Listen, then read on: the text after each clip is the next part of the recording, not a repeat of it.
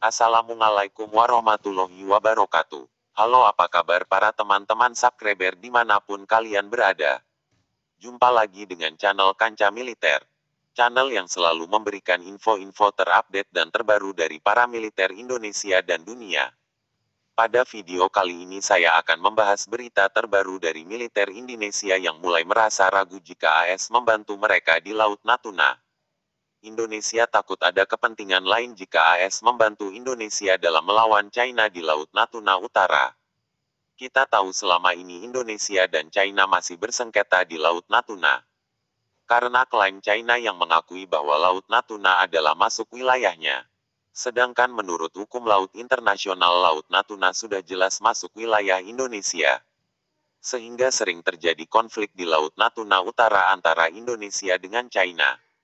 Lalu bagaimana dengan tawaran AS yang ingin membantu Indonesia untuk melawan China? Apakah AS benar-benar ingin membantu atau memang memiliki kepentingan lain di Asia Tenggara? Kalau kalian penasaran silakan simak video ini sampai selesai. Tapi jangan lupa sebelum lanjut ke video, saya ingatkan dulu buat kalian yang belum dukung channel ini silakan dukung channel ini. Dengan cara like, komen, dan subscribe.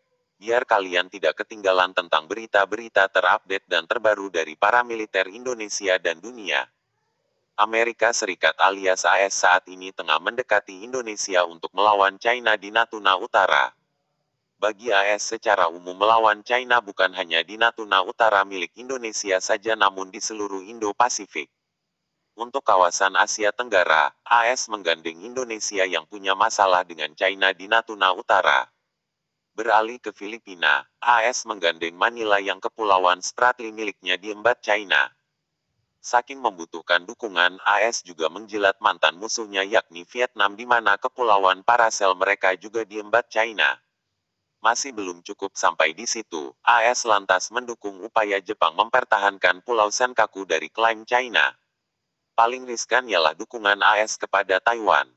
Pasalnya baru-baru ini Presiden AS Joe Biden menegaskan akan mengirim militernya ke Taiwan. Pengiriman bantuan militer ini bakal dilakukan AS bila Taiwan diserang oleh China.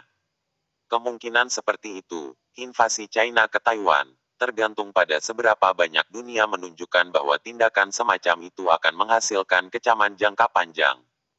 Amerika Serikat akan merespons secara militer jika China menyerang Taiwan. Ini adalah komitmen yang kami buat, ujar Biden dikutip dari Reuters pada tanggal 23 Mei tahun 2022.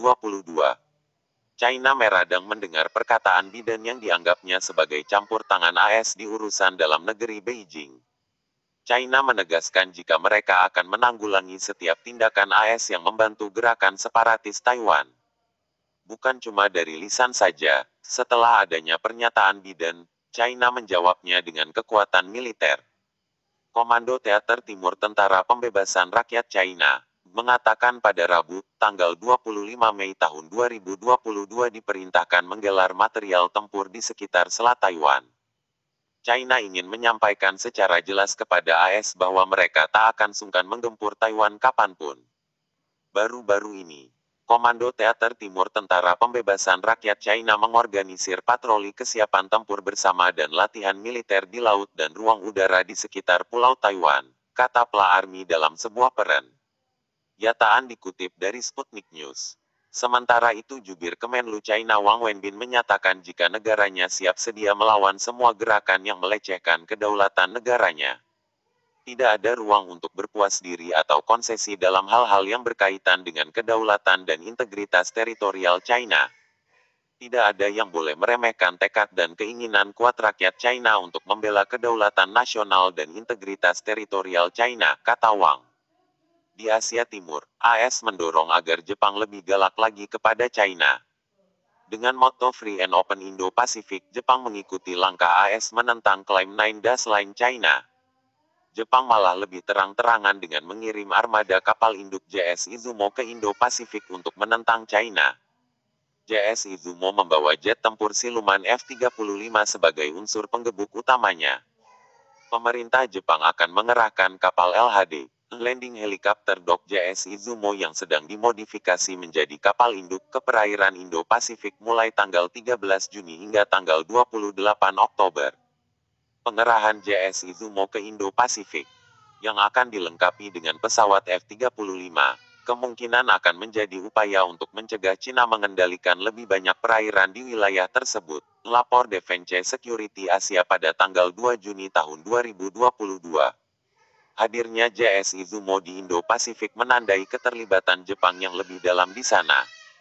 Pelayaran kapal perang Jepang itu akan turut disertai oleh kapal-kapal milik Japan Maritime Self-Defense Force (JMSDF), seperti kapal destroyer JS Takanami dan JS Kirisame serta kapal selam milik negara itu. Juga akan disertai dengan aset udara termasuk pesawat patroli maritim MPA P-1 Kawasaki, ungkapnya. AS juga akan membantu Indonesia mempertahankan Natuna Utara dari segala macam tindakan agresi maritim China. Intinya AS akan melawan China dengan berbagai macam cara. Kami mendukung upaya kuat Indonesia untuk menjaga hak maritimnya dan melawan agresor di Laut Cina Selatan, termasuk di zona ekonomi eksklusifnya di sekitar Kepulauan Natuna. Kerja sama keamanan adalah pilar utama kemitraan strategis kami. Amerika Serikat bangga menjadi mitra pertahanan terbesar Indonesia dalam hal jumlah latihan dan acara tahunan di mana kita berpartisipasi bersama. Kerja sama kita dalam kontraterorisme dan dalam melawan ekstremisme kekerasan juga merupakan komponen penting dari upaya bersama kita untuk membangun dunia yang lebih aman, jelas state.gov. Namun belakangan ini Indonesia mulai ragu jika AS akan melakukan hal demikian. Pasalnya Indonesia masih tak percaya dengan kredibilitas AS dalam kesungguhannya di Indo-Pasifik. Masalah Amerika di Indonesia bukan tentang nilai, dan bukan tentang kebijakan. Ini adalah kredibilitas kami yang menimbulkan kekhawatiran. Orang Indonesia yang saya temui tidak yakin bahwa orang Amerika bersungguh-sungguh dengan apa yang mereka katakan tentang sentralitas Indo-Pasifik dalam kebijakan luar negeri kita, ujar pengamat Poli. Dari WSJ.com AS, Walter Russell Mead pada tanggal 13 Juni tahun 2022. Apalagi AS masih melihat Indonesia sebagai pilihan bukan prioritas. Sedangkan sebaliknya, China melihat Indonesia prioritas utama dalam investasi berbasis kemajuan ekonomi.